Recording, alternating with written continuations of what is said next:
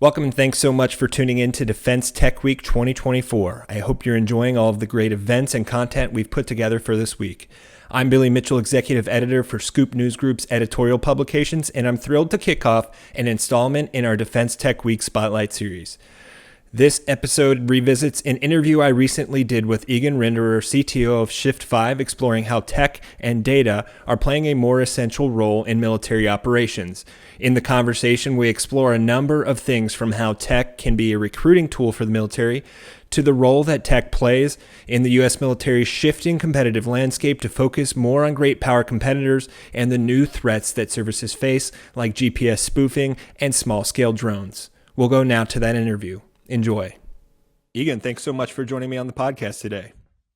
Yeah, happy to be here and appreciate you taking the time.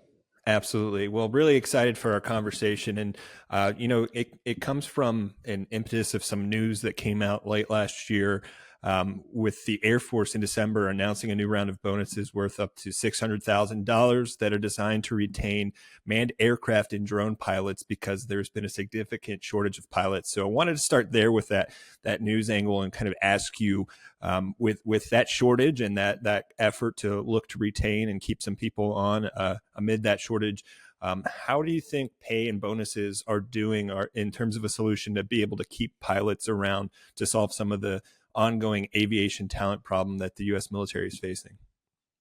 Yeah, I hearken back to the days when I got out of the military. I think my reenlistment bonus at the time was 100K, and I was a lowly enlisted guy. And the reality is, it really wasn't so much about the money as it was the opportunity. And the private sector held such an allure in terms of the type of problems I would be working with, and sorry, tried to fight that off as long as I could.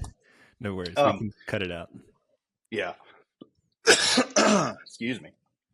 The private sector held such an allure because there were sort of these problem sets and these capabilities and tools and technologies that I knew I could work with outside the DoD or outside the military at least, that simply wasn't afforded to me in uniform. And so while I do think part of it is financial, you can certainly attract and retain some talent just with raw cash. I do think it boils down to the opportunities that these folks are going to have to work with, and especially when you're talking about some of the more cutting edge things like the use of drones in either the DoD or the private sector. Like, that area is so high growth right now, and there's sort of this alignment of other technologies that is amplifying that opportunity. So AI and like very specific parts of AI, when you start talking about computer vision or the enablement of flight technologies in a truly RF denied environment and things like that. Look, they're just super high growth areas, and there's piles of startups out there that are clamoring to get these people. And so the competition for that talent is extreme. But look, at the end of the day, it is about more than just dollars. Unfortunately, for the DoD in this case.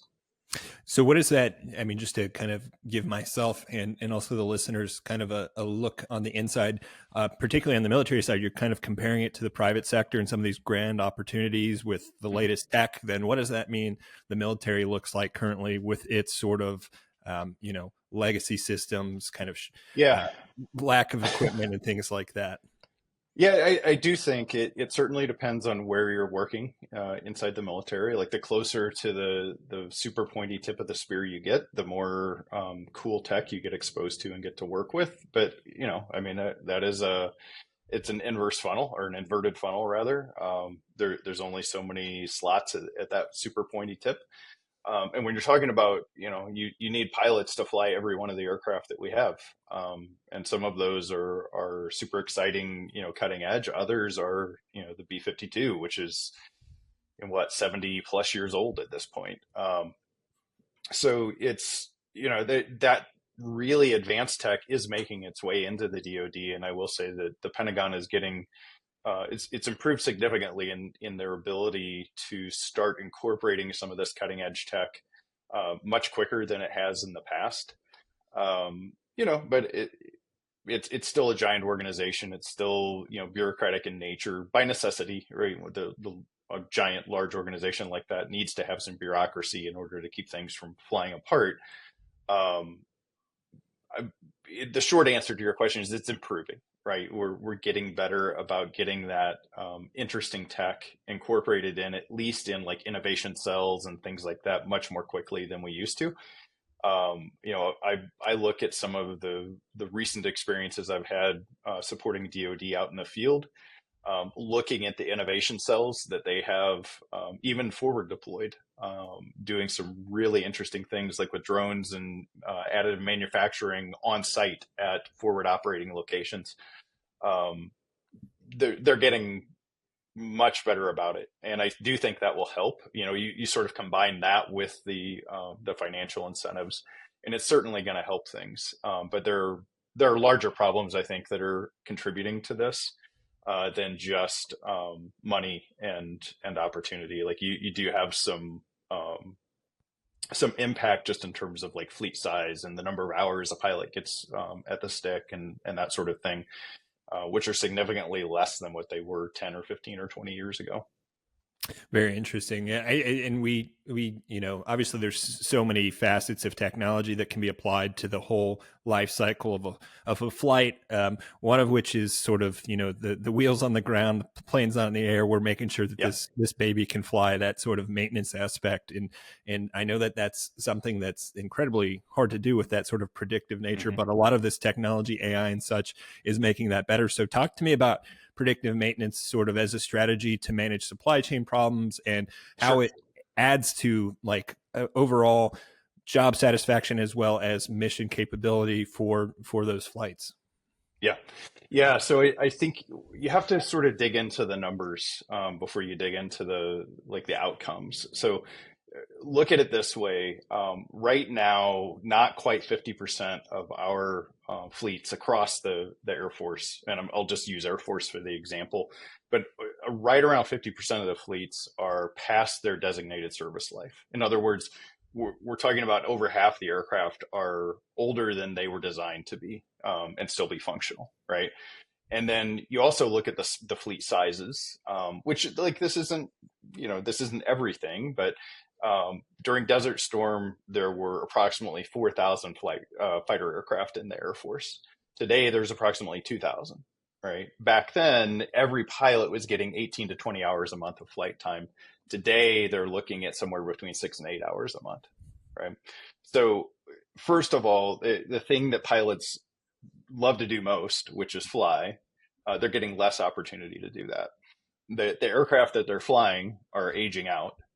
And by nature, the older an aircraft or any mechanical thing gets, the more it's going to break down. So then you have to start looking at, okay, what's our mission capable rate or whatever? Everybody calls it something a little different, but let's use mission capable rate for today's conversation. And you go all the way back to like, how do we get new pilots in, right? Because as we're trading talent, we need to be adding talent. Well, that starts for the Air Force, that starts at the T-38, their trainer, right? Well, their mission capable rate on their trainer is not good. The T-38 doesn't get a lot of attention because it's not a new super whammy aircraft that people are real interested in. But my goodness, it's pretty important because that's how you certify new pilots. And their mission capable rate is so low, in fact, that they are not certifying the minimum number of pilots per year that they're required to in order just to keep up with the current demand. So, not taking into consideration something popping off in Indo-PACOM or something like that.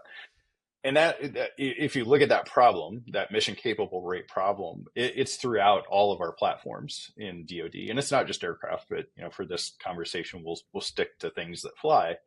But you can look and like take the F-35 or the F-22. The F-35 has a 1.3. And I need to double check my numbers, but I think a 1.3 trillion dollar operation sustainment tail associated with it.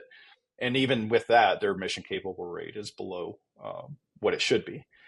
And so now we have to start looking into like, how do we impact this? Number one, what's the problem? Is there truly a supply chain problem, or is there a problem with the way that we go about maintenance and sustainment of things in the DoD. And particularly with aircraft, we sort of take this no fault found maintenance approach, which is, hey, this thing's not acting right.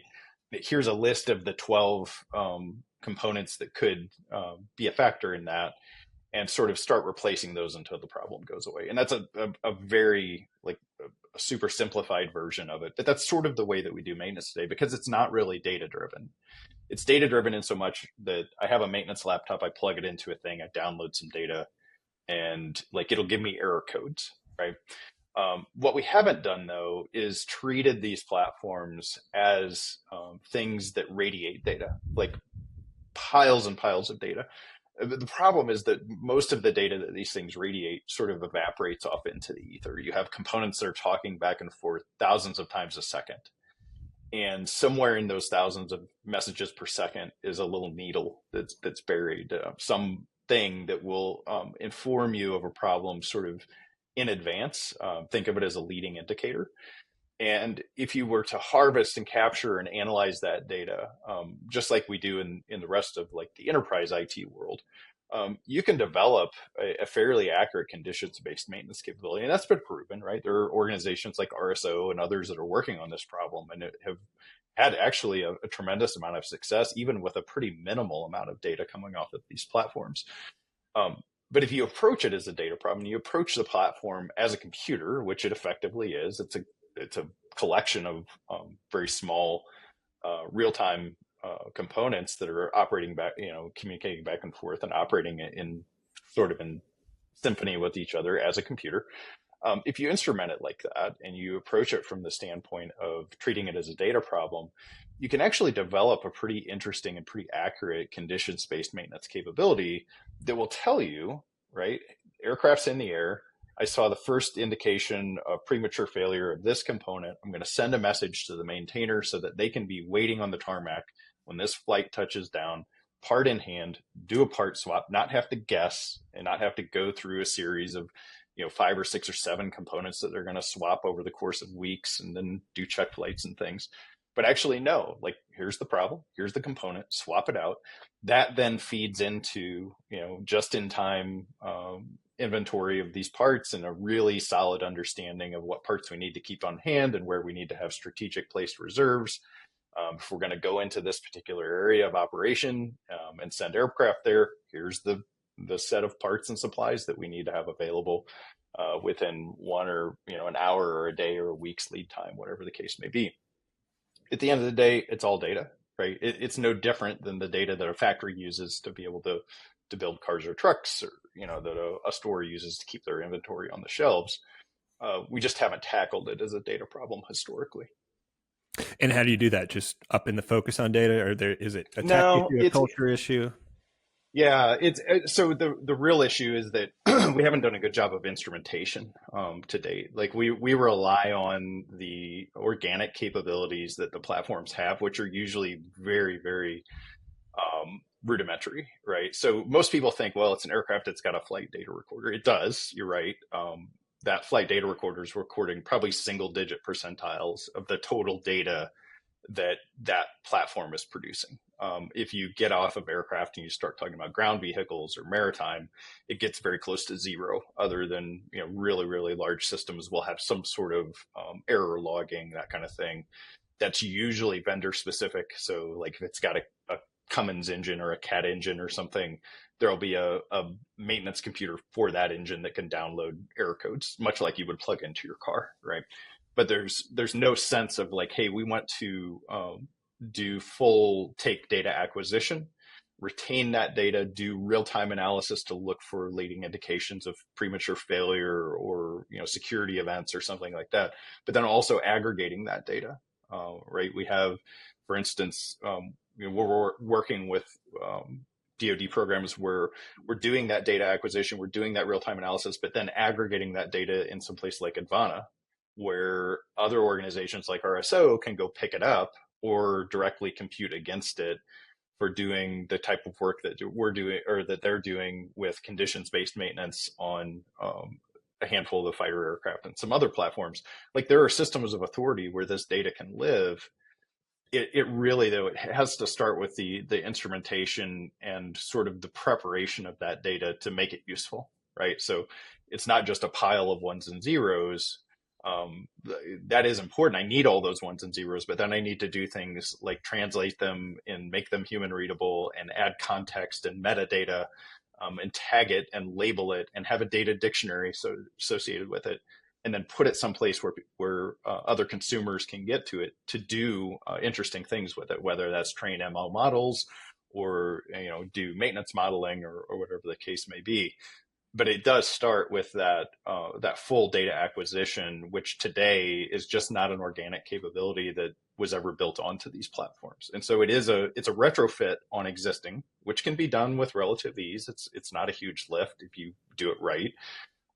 But it's also, we have to take this into consideration on the next generation of aircraft that we're producing, and sort of bake into them this self-monitoring and self-healing capability to keep that mission capable rate as close to 100% as you can conceivably get it. So it sort of dawns on me, we're having this conversation and we haven't really addressed what an adversary might be able to do in terms of, this equation of uptime and maintenance and mission capability. What happens when you add an adversary into that equation, and how they can use advanced tech to sort of interfere with that, or do something to affect it in some way. I think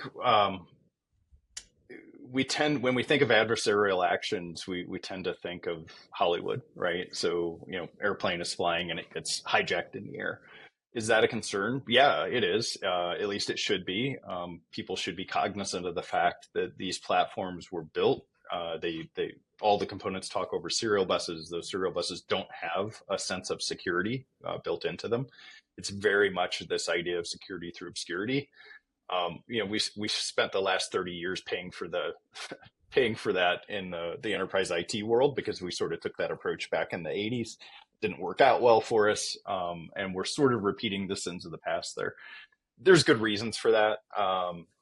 If you think about the priorities on something like an airplane, you need the message to get from the flight management system to a flight surface controller or something very, very fast, right? Uninterrupted. Security tends to slow things down and cause, in the enterprise IT world, you have this idea of, well, TCP has conventions built into it to accommodate that, right? It can do retries, and it will retransmit packets if they don't make it. You don't get that luxury when you're moving a stick on an aircraft and the digital signal needs to get to a flight surface. So security is just sort of left out almost intentionally.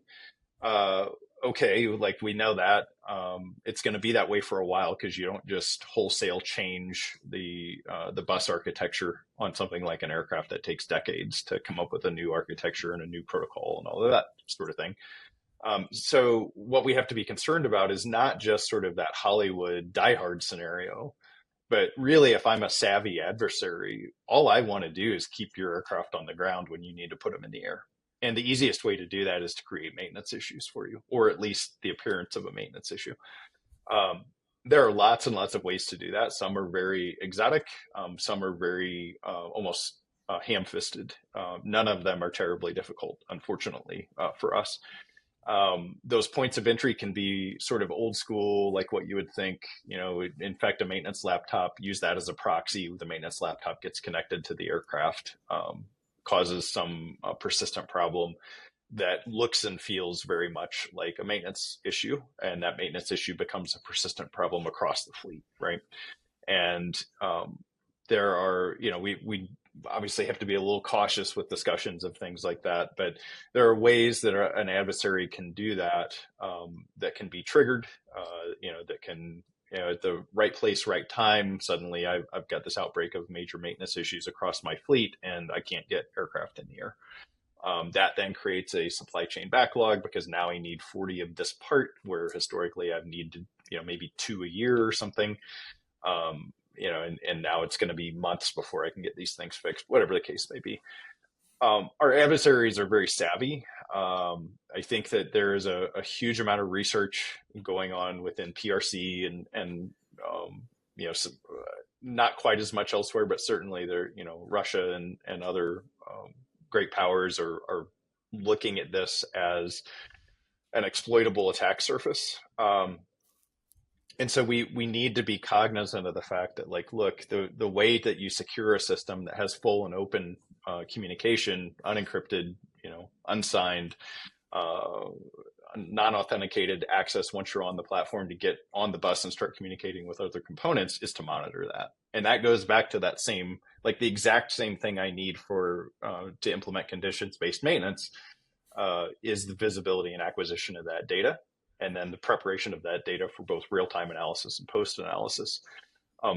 It's the same data, in fact, right? I think people have this idea that there's such thing as security data and such thing as maintenance data or operational data. When you're talking about these platforms, it's just data, right? Mm-hmm. It's just the conversations between the devices, the way that you ask the questions, the types of queries, the types of filters, the types of analysis you're doing, the types of ML models you apply to that data are what answer questions about security versus maintenance versus operational use. But it all goes back to doing the necessary instrumentation and having the complete visibility and awareness of that data on platform in the first place to be able to secure and maintain a reasonable mission capable rate. So you mentioned, that some of our adversaries or some of our, more competitive adversaries, a Russia or PRC, obviously a bit more advanced and could have some capabilities in the electronic warfare space, GPS spoofing, things like that. How does that even further exacerbate this issue? Yeah. So a couple of comments there, and I want to circle back around to PRC specifically, because I think we need to take some notes on how they're going about this. But let's talk about GPS spoofing because it's relatively new, at least in widespread use. It's relatively new. What's really interesting is it has exploded. If you Google it, Google it and look at the trend over time. The amount of mentions of GPS spoofing in the news over the past 12 months has just exploded. There's sort of, just like it benefits us, and we talked about the interesting growth and opportunities that are sort of attracting talent from the military into the private sector, that those same convergences of new technologies and the opportunity for recombinant innovation by taking different technology advances and putting them together into working solutions is also a benefit to our adversaries, right? It's suddenly become affordable to do things that used to be only within the reach of well-funded nation states. And so GPS spoofing is one of those things, right? And you have to contrast it. I think a lot of people just sort of lump it in with GPS jamming, right? And they see, well, it's GPS. They're just messing with GPS signal. GPS jamming is very different. As a pilot, if I get GPS jammed, I no longer trust my GPS, and I have a sort of a tried and true standard operating procedure for what I need to do if I'm getting jammed. GPS spoofing is very different. It's a much more insidious problem because it retains the operator's trust in their gear, right? And that GPS, spoofed GPS, is also what things like your inertial nav calibrate off of periodically. So before you realize anything's going on, not only is your GPS slightly off, right, but now your inertial nav is infected by that as well.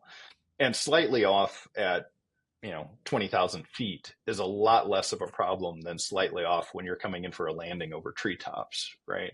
So if I can get you to believe you're 200 feet higher altitude than what you actually are, and you're on approach and you're going to skim the treetops on landing because of the location you're landing at, that could be a really, really big problem for you. The same is true if you're on a long, transit over a, large open space, water, that sort of thing. So we're seeing this more and more because the ability and the technology and the cost to be able to implement a successful GPS spoofing platform has really become something that's within reach of just about anybody with the savvy and, let's call it a few tens of thousands of dollars, not horribly expensive to do it. But it's not just GPS jamming, right? And it's not necessarily the old school, what we think of as EW or electronic warfare. where I need a giant truck with, massive power supply and super sophisticated antennas and things like that. And what the PRC did, and I think this is interesting, and we really do need to take note of this. The PRC within their military said, look, EW and cyber warfare are really kind of the same domain. And they viewed cyber warfare as an outgrowth of EW. It's sort of a generational step forward, but they kept the two fairly closely combined. And they've actually made including successful cyber warfare in your campaign plan a part, like you have to do that as part of your growth through the rank structure within the PRC. So you may be, somebody that's and got command over infantry forces, but you still have to include cyber warfare within your battle plan in order to get promoted, because they view it like the two are inseparable. It's just part of warfare today. You're going to face that, and we're seeing that. We're seeing that in Ukraine. We're just starting to see that again in the CENTCOM AOR, where like we are dealing with legit, because of the small drone use and the ability to deploy a very small form factor, sort of off the shelf, duct tape and baling wire together, EW capabilities and computer vision capabilities and all this really interesting tech. We're sort of learning the lesson that like, oh yeah, cyber warfare is a factor with even these sorts of really exquisite platforms that we're operating. And I think much more so than we realize. And so it's what we need to think about is what's going to come after GPS spoofing, right? It's a huge problem. We need to solve that problem. There are companies that are have made really significant progress in a very short amount of time at coming up with solutions and at least identification to say, look, early warning, your GPS is being spoofed. You need to do something to keep it from infecting your inertial nav, throw the breaker, whatever you got to do, come up with an SOP until you get out of the area where the spoofing is happening. We need to heat map those things, just like we heat map where SAM locations are. We should probably be heat mapping where any other threat to safety of flight is, which GPS spoofing is certainly one of those. We map GPS jamming today. But then we also need to be looking, okay, what's next, right? Logically speaking, if we get into an Indo-PACOM conflict, GPS spoofing is going to be the tip of the iceberg. We need to start thinking about what are the cyberkinetic threats that we're going to face based on both our own research as well as our counterintelligence and what we're learning in terms of the types of research that China and Russia and Iran and others are doing, and then understanding the attack surface of our platforms and treating it as it is, treating it like a computer that has attack surfaces that today are open and vulnerable, and we need to start getting a sense for that. But we also need to take action and get the instrumentation in place so that we have that visibility necessary to be able to start like truly securing and understanding what the impact of the platform is or will be should one of these advanced cyberkinetic attacks take place. All really fascinating stuff. Real quickly before we close out, you mentioned the small factor drones that we've seen obviously proliferate in the last decade or so in Ukraine, in the CENTCOM AOR, as you mentioned. How is that just adding to the complexity of this issue for pilots and others in the military space? Yeah. Boy, this is like you could do a multi-part podcast on this subject alone, I think, honestly, and somebody should on it. Like there's so much wrapped up in this that we need to be talking about. So if you think about the way that we do base defense, whether that is a permanent location, where we have presence in the Middle East, NAVCENT, someplace like that, or at a forward operating location, we saw the impact to the Tower 22 location this past week ago or so. Our defenses are very much aligned toward knocking down ballistic missiles as well as like Group 3 and above drones. When you start talking about Group 2, Group 1, you suddenly start finding these gaps in our defense. And again, don't want to delve into a lot of detail on this, obviously.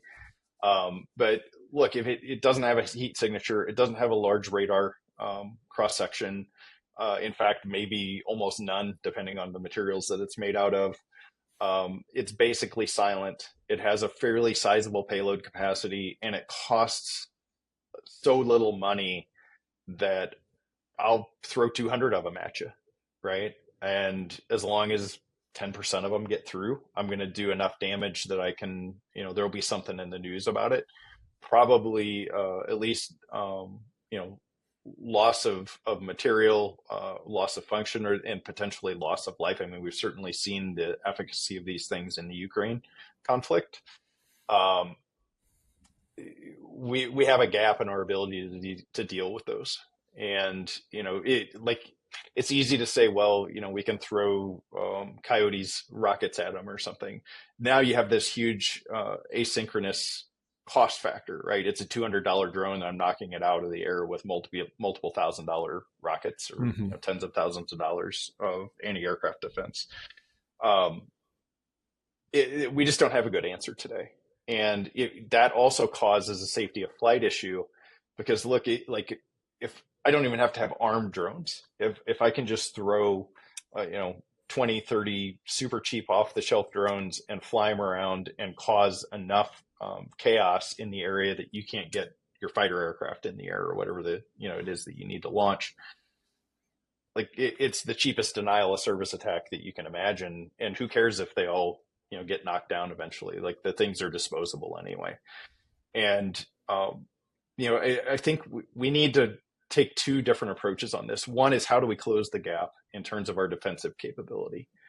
And it's not just like, look, directed energy weapons and, lasers and those sorts of things, great. Like, we should absolutely be doing research and development on those. We should absolutely be fielding the things that the big FSIs are coming up with, or that some of the interesting tech startups in the defense tech sector are coming up with that regard. I think there's also a lot of leveraging we can do within the innovation cells within the DoD that are staffed, and the ideas are being fed into them by the folks in uniform that are working in the BDOCs and in the places on these forward operating bases, who are dealing with these drones on a daily basis. Like, they are pretty close to the problem.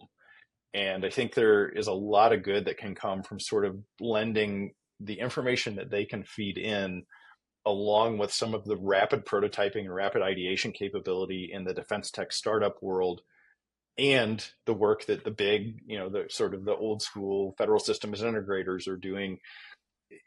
As is always the case, like, getting everybody to sort of work together is tough. We talk about that a lot, both in the commercial world and in the defense industrial base and within the Pentagon themselves. But look, at no time in history has it ever been more fundamentally required that we do that than now. I don't know that there's another way that we're going to solve this problem if we don't do that, quite frankly. Well, some big challenges, it seems like, that the military faces. Also, some fascinating thoughts from yourself, Egon. Really appreciate the time today. Hopefully we can do this again soon, but just a lot of really interesting points you brought across, so I really appreciate that. Yeah, I appreciate the time, and look, I'm super pleased that you asked me to come and chat about this today, and hopefully we can, as an industry and as a collective, we can talk more about this as time goes on, because we definitely need to be.